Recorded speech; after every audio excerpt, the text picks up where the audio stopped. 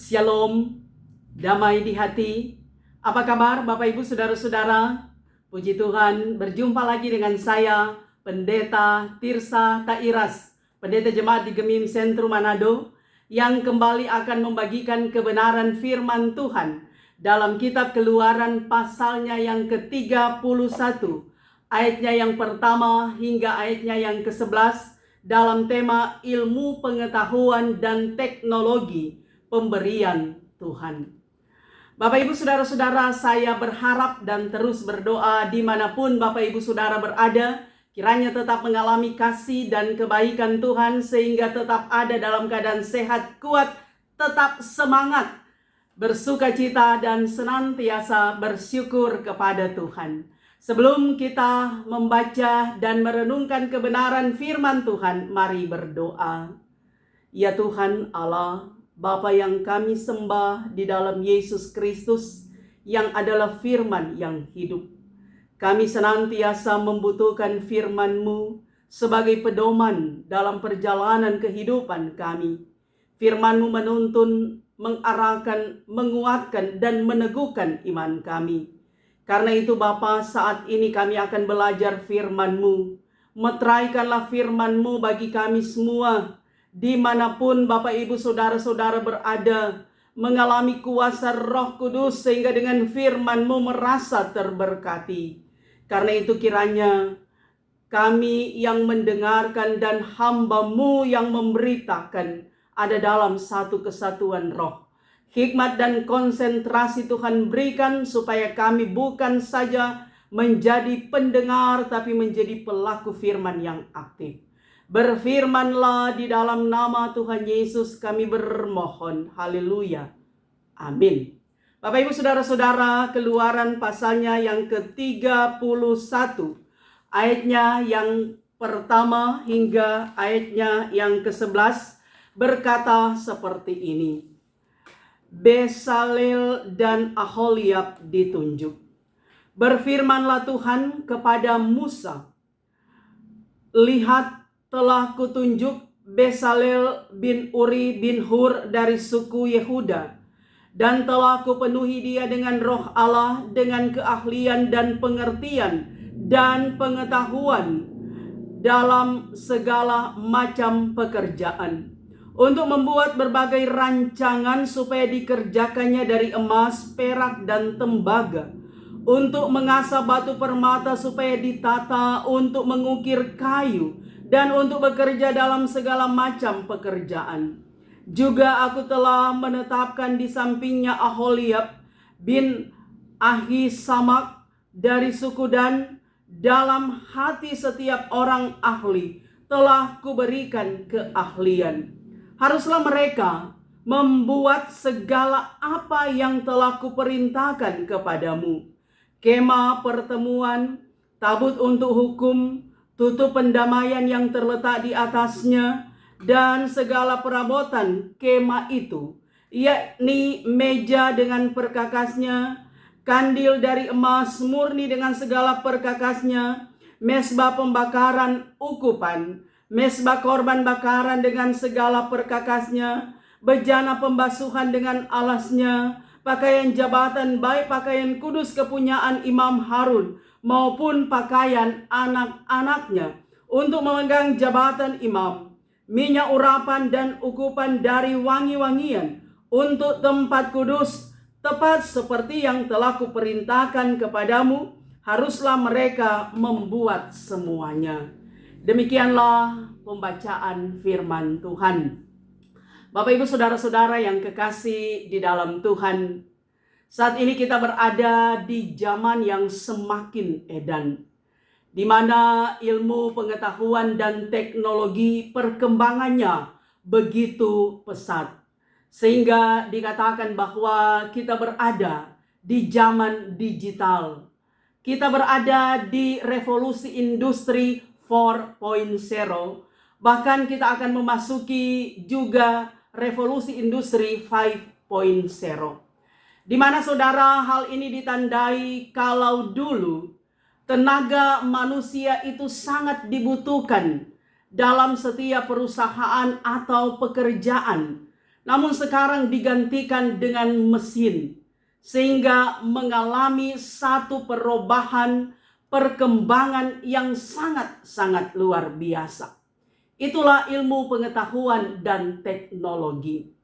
Nah, saudara yang kekasih di dalam Tuhan, ilmu pengetahuan dan teknologi semakin berkembang. Tapi keyakinan kita sebagai orang beriman bahwa segala sesuatu adalah ciptaan Tuhan, dijadikan oleh Tuhan itu baik adanya. Sehingga kita meyakini bahwa apa yang dinikmati sekarang ini dengan segala perubahan dan perkembangan, itu semua adalah ciptaan Tuhan, adalah anugerah Tuhan, adalah pemberian Tuhan bagi kita manusia. Untuk kita kelola, untuk kita jaga, untuk kita rawat, untuk kita lestarikan, untuk kita nikmati, untuk kita pelihara, dan seterusnya saudara. Artinya segala sesuatu yang diciptakan oleh Tuhan termasuk ilmu pengetahuan dan teknologi adalah untuk kesejahteraan kita manusia. Untuk kebahagiaan sehingga di dalamnya kita akan mengucap syukur dari semua apa yang Tuhan hadirkan dalam hidup kita sebagai anugerah yang harus kita jaga, kita pelihara, kita lestarikan. Dan semua itu menjadi hormat dan kemuliaan bagi nama Tuhan. Nah, saudara-saudara yang kekasih, pembacaan kita dalam kitab Keluaran, di mana kitab Keluaran ini berisi tentang narasi perjalanan bangsa Israel menuju tanah Kanaan, di mana mereka baru saja keluar dari Mesir. Peristiwa Eksodus itu merupakan peristiwa yang penting dalam sejarah perjalanan kehidupan bangsa Israel. Bahkan saudara, lebih jauh kalau kita belajar peristiwa Eksodus, justru itu sebenarnya mau menyatakan tentang titik berangkat iman dari orang percaya, dari orang Israel. Karena ketika bangsa Israel keluar dari tanah Mesir, itu semua adalah karena kemurahan Tuhan. Mengakui bahwa Tuhan ada, Tuhan di atas segala-galanya, yang telah membebaskan bangsa Israel keluar dari perbudakan, dari penderitaan, dan menuju tanah Kanaan yang dijanjikan oleh Tuhan kepada Abraham sebagai nenek moyang, tanah pusaka, tanah perjanjian. Nah, dalam perjalanan saudara, selama kurang lebih 40 tahun di padang belantara, Tuhan memberikan peraturan-peraturan, Tuhan memberi perintah-perintah, Tuhan memberikan hukum sebagai norma, sebagai aturan yang menata, yang mengatur kehidupan bangsa Israel. Sebab Tuhan tahu bangsa Israel ini adalah bangsa yang tegar tengkuk, bangsa yang suka memberontak, bangsa yang keras kepala. Itu semua diketahui oleh Tuhan. Karena itu mereka harus ditata, harus diatur, agar supaya ketika mereka masuk tanah Kanaan, mereka tidak melupakan Tuhan, mereka tidak meninggalkan Tuhan, tapi penyembahan mereka terfokus kepada Tuhan, Allah Israel yang disembah oleh Abraham, Ishak, dan Yakub. Banyak peraturan-peraturan yang diberikan saudara kepada bangsa Israel, termasuk juga di dalamnya adalah 10 hukum Tuhan. Nah, bacaan kita saudara, dalam pasal 31 ini dikatakan bahwa Tuhan berfirman kepada Musa, "Lihat, telah kutunjuk Besalel bin Uri bin Hur dari suku Yehuda." Bahkan juga dikatakan ada Aholiab bin Ahisamak dari suku Dan. Dan Tuhan katakan bahwa Tuhan telah memenuhi mereka dengan roh Allah. Bahkan Tuhan mengaruniakan kepada mereka keahlian, pengertian, dan pengetahuan untuk membuat satu proyek yang besar, yaitu kemah pertemuan dan segala sesuatu yang ada dalam kemah itu, termasuk juga pakaian Imam Harun dan anak-anaknya. Saudara yang kekasih, kemah pertemuan itu adalah tanda kehadiran Allah bagi umatnya. Bahwa selama 40 tahun dalam pengembaraan perjalanan dari Mesir menuju tanah Kanaan, Bangsa Israel ini masih hidup sebagai bangsa nomaden, bangsa pengembara yang berpindah dari satu tempat ke tempat yang lain. Sehingga harus ada kemah pertemuan, di mana kemah pertemuan ini adalah tempat perjumpaan Tuhan dengan umatnya, umat dengan Tuhan Allah. Sehingga memang kemah pertemuan itu belum permanen. Nanti setelah mereka masuk tanah Kanaan, maka kemah pertemuan itu dibuatlah permanen, yaitu bait Allah di Yerusalem. Nah, sekali lagi kemah pertemuan itu adalah tanda kehadiran Allah bagi umat Israel, bagi umat yang dikuduskannya. Karena itu Tuhan Allah memakai orang-orang yang cakap, orang-orang yang tertentu, yang dikuasai oleh Roh Tuhan, diberikan keahlian, diberikan pengertian, diberikan pengetahuan untuk dapat melakukan apa yang Tuhan kehendaki. Seperti yang Tuhan katakan kepada Musa. Kalau kita lihat di sini, saudara, dikatakan di ayatnya yang ke-6. Di ayatnya yang ke-6 bagian akhir. Haruslah mereka membuat segala apa yang telah kuperintahkan kepadamu. Apa yang kuperintahkan kepadamu. Kemudian di ayat 11 bagian akhir juga. Tepat seperti yang telah kuperintahkan kepadamu, haruslah mereka membuat semuanya. Jadi apa yang akan dibuat oleh Bezalel dan Aholiab, kemah pertemuan yang akan mereka buat dan segala isi di dalamnya, itu harus sesuai dengan apa yang diperintahkan oleh Tuhan, bukan sesuai dengan keinginan dan kemauan mereka sendiri. Karena itu Tuhan memberikan roh kepada mereka, pengertian, pengetahuan kepada mereka supaya mereka betul-betul membuat apa yang Tuhan inginkan, apa yang Tuhan kehendaki. Nah, saudara-saudara yang kekasih di dalam Tuhan, sebagaimana arti dari Bezalel, dikatakan dia dari keturunan Yehuda. Arti Bezalel itu adalah dalam lindungan Allah. Dia adalah seorang arsitek, memiliki keahlian merancang peralatan yang terbuat dari emas, perak, tembaga. Sementara itu saudara, Aholiab dari keturunan Dan, arti Aholiab adalah kemahku adalah Allah. Dikatakan bahwa dia adalah ahli menenun kain ungu dan kain yang berwarna-warni. Nah, keahlian, kecakapan, talenta yang diberikan Tuhan kepada Bezalel dan Aholiab itu adalah pemberian Tuhan. Itu adalah anugerah Tuhan yang harus mereka manage dengan baik, yang harus mereka pergunakan dengan baik untuk seperti yang saya katakan tadi, membuat apa yang diperintahkan Tuhan, membuat apa yang Tuhan inginkan. Jadi betul-betul Tuhan sendiri yang mengarahkan mereka, Tuhan yang menuntun mereka, Tuhan yang memberi hikmat kepada mereka melakukan sesuatu pekerjaan proyek yang besar demi untuk kemuliaan nama Tuhan. Itulah kemah pertemuan, tempat perjumpaan Tuhan dengan umatnya. Nah, saudara-saudara yang kekasih di dalam Tuhan, dari sini kita belajar bahwa segala sesuatu adalah pemberian Tuhan, termasuk ilmu pengetahuan dan teknologi, sebagaimana tema perenungan bahwa ilmu pengetahuan dan teknologi pemberian Allah. Tidak ada satupun di dunia ini tanpa diketahui oleh Tuhan. Semua diketahui oleh Tuhan. Apalagi teknologi, ilmu pengetahuan yang ada. Itu semua adalah berkat Tuhan bagi kita untuk kita pergunakan demi kemuliaan nama Tuhan. Hal-hal yang di dalamnya kita merasakan berkat Tuhan luar biasa dan kita mampu untuk jadi berkat sesuai dengan talenta, dengan kecakapan kita.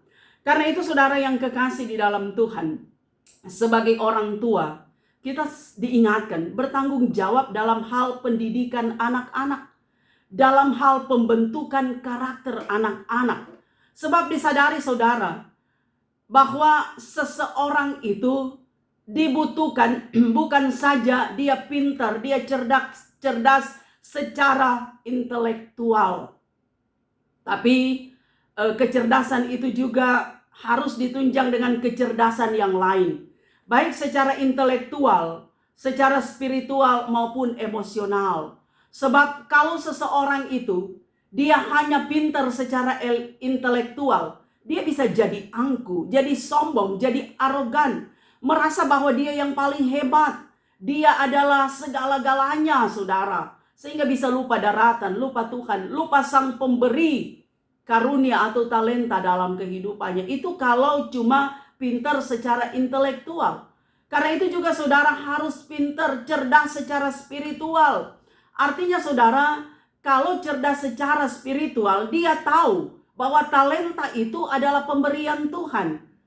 Keahlian yang dimiliki itu adalah anugerah Tuhan. Sehingga tidak menjadi angku. Walaupun pintar intelektual, punya prestasi di sekolah, tapi karena dia pintar juga secara spiritual, dia kenal Tuhan, dia tahu Tuhan, dia hidup takut akan Tuhan. Itu tidak akan membuat dia lupa daratan, tidak akan membuat seseorang menjadi sombong.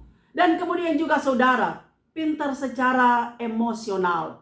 Ketika seseorang itu dia pintar, cerdas, inteleknya hebat, spiritualnya juga hebat, takut Tuhan, maka secara emosi juga harus hebat. Artinya juga pintar secara emosional itu harus mampu mengendalikan diri, belajar sabar, belajar untuk menghargai orang lain, belajar untuk taat, belajar untuk setia dan seterusnya. Artinya dia mampu memanage segala emosi yang ada di dalam dirinya, sehingga tidak menjadi seorang yang arogan juga, saudara. Nah, karena itu ketika seseorang dia pintar, spiritual, intelektual, emosional, memanage semua talenta yang ada di dalam dirinya dengan baik, maka itulah kecerdasannya akan membuat seseorang itu dapat melakukan sesuatu yang bermanfaat, sesuatu yang berguna bagi dirinya tapi juga bagi orang lain. Sebab ingat saudara, kehadiran kita di dunia ini kan adalah untuk memberi rasa, memberi warna. Kita hadir untuk mengedukasi. Karena itu setiap orang adalah edukator bagi orang lain. Orang tua adalah edukator yang mengedukasi anaknya. Guru dan siapa saja. Talenta-talenta yang Tuhan berikan adalah membuat kita mengerjakan segala sesuatu, pekerjaan yang Tuhan inginkan, pekerjaan yang Tuhan kehendaki, agar supaya di dalamnya apa yang kita lakukan, tunjukkan, bermanfaat dan berfaedah bagi orang lain. Nah, karena itu saudara yang kekasih, belajar dari firman Tuhan ini, kita mau diingatkan. Pertama, bahwa ilmu pengetahuan, teknologi adalah pemberian Tuhan, adalah anugerah Tuhan. Karena itu kita gunakan semuanya dengan baik. Sebab disadari bahwa kemajuan teknologi ilmu pengetahuan di satu pihak membawa dampak yang positif. Membawa dampak yang sangat luar biasa. Pekerjaan menjadi cepat. Bahkan saat ini saudara, di era revolusi industri 4.0, orang mau makan bisa saja tidak ke rumah makan tapi di rumah. Makan dengan pesan secara online, ada GoFood dan seterusnya. Orang bepergian saudara, dia walaupun tidak punya kendaraan, dia online pesan Gokar, pesan Gojek dan seterusnya saudara. Bisa bepergian, semua bisa dikerjakan dari rumah. Orang transfer uang, bayar SPP, bahkan juga saudara orang beribadah pun bisa dari rumah. Orang memberi persembahan pun bisa transfer. Itulah kemajuan teknologi dan berbagai macam kemajuan lainnya. Kalau dulu saudara handphone itu, smartphone hanya digunakan untuk menelepon saja. Tapi sekarang ini orang bekerja, anak-anak studi kuliah, dan segala sesuatu itu bisa melalui handphone. Karena itu menjadi kebutuhan juga. Handphone di masa sekarang ini, di zaman digital seperti sekarang ini. Kemudian saudara yang kekasih, kita diingatkan walaupun segala sesuatu mengalami perubahan perkembangan, ilmu pengetahuan, teknologi berkembang pesat. Tapi ingat, Tuhan Allah adalah arsitek. dia adalah penjunan. Sehingga kita menyadari saudara bahwa apapun yang kita nikmati, apapun yang kita miliki, apapun kecakapan kita, apapun talenta kita, kita berdayakan semua. Kita gunakan itu semua sebagai hormat dan kemuliaan nama Tuhan. Seperti yang dikatakan di sini bahwa Aholiab dan Besalel, mereka harus melakukan, membuat apa yang Tuhan perintahkan. Maka demikian pun saudara, apa yang Tuhan inginkan di ladang kehidupan kita masing-masing, sesuai dengan talenta yang Tuhan berikan, kecakapan yang Tuhan berikan, kita gunakan untuk hal yang di dalamnya nama Tuhan selalu dipermuliakan. Kemudian saudara yang kekasih di dalam Tuhan, kita belajar juga di sini tentang kesetiaan. Melakukan apa yang Tuhan kehendaki. Itu berarti harus setia kepada Tuhan. Jangan menyimpang ke kanan, ke kiri. Tapi arahkan hidup kita kepada Tuhan. Lakukan apa yang baik. Kerjakan apa yang Tuhan kehendaki.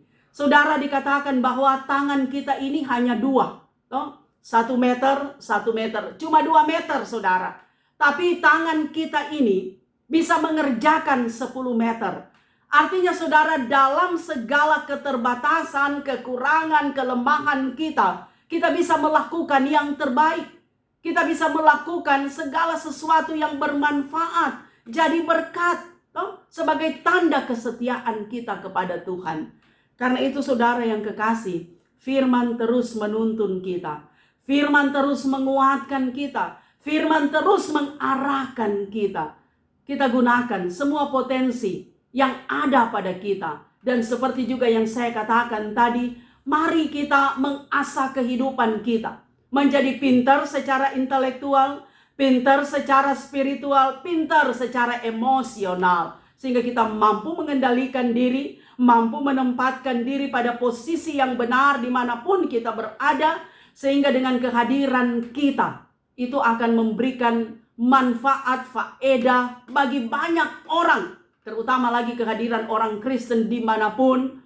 Kita bisa menebar kasih, kita bisa menebar kebaikan, kita bisa menebar sukacita, kita bisa menebar damai sejahtera. Sehingga komunitas manapun kita berada, dalam situasi apapun, kehadiran kita tetap jadi terang, jadi garam, jadi berkat bagi banyak orang. Itu yang Tuhan inginkan bagi kita. Karena itu saudara yang kekasih, mari di zaman yang semakin edan, semakin modern sekarang ini, kita tetap pada prinsip bahwa Tuhan Yesus adalah juru selamat kehidupan kita. Tuhan Yesus adalah Tuhan Allah yang memberi anugerah, yang memberikan kecakapan, yang memberikan keahlian, yang memberikan pengertian kepada kita, melakukan segala sesuatu dengan baik dan benar, dan kita bertanggung jawab dengan kehidupan kita. Mari saudara, siapapun kita, apapun kita, latar belakang apapun, Tuhan sudah mengaruniakan talenta sesuai dengan porsi kita masing-masing, dan itu semua kita gunakan untuk kemuliaan, untuk hormat bagi nama Tuhan yang adalah Tuhan Juru Selamat kehidupan kita. Tuhan Yesus memberkati kita semua. Mari kita berdoa. Terima kasih Tuhan, firman-Mu selalu mengajarkan hal yang baik, mengarahkan dan menuntun kami. Karena itu kiranya firman ini akan terus menginspirasi kami hidup benar, taat dan setia kepada Tuhan. Jangkaulah kami dengan kuasa Roh-Mu sehingga dimanapun kami berada, kami tetap memiliki semangat untuk mengikuti Yesus dan menerjemahkan kehendak firman-Mu. Saudara-saudara kami yang menonton video, mendengarkan kebenaran firman, tetap diberkati dalam situasi apapun. Keluarga mereka, suami, istri, anak-anak tetap dalam lindungan Tuhan. Bagi yang sakit Tuhan sembuhkan, bagi yang lemah Tuhan kuatkan. Gumul hidup apapun yang kami hadapi, kami yakin Tuhan tidak pernah meninggalkan kami. Tuhan berjalan bersama-sama dengan kami, menuntun kehidupan kami, agar supaya kami berkenan di hadapan-Mu. Terima kasih, ini doa kami dalam nama Yesus kami berdoa. Amin. Bapak Ibu Saudara-saudara, demikianlah kebenaran firman Tuhan. Saya Pendeta Tirsa Tairas bermohon kiranya Bapak Ibu Saudara dapat mensupport YouTube channel Tirsa Tairas dengan cara nonton video, dengarkan kebenaran firman Tuhan, tekan tanda subscribe, like, juga berikanlah komentar yang membangun, dan jika berkenan bagikanlah video ini di media sosial yang Bapak Ibu Saudara-saudara miliki. Tuhan Yesus memberkati kita semua.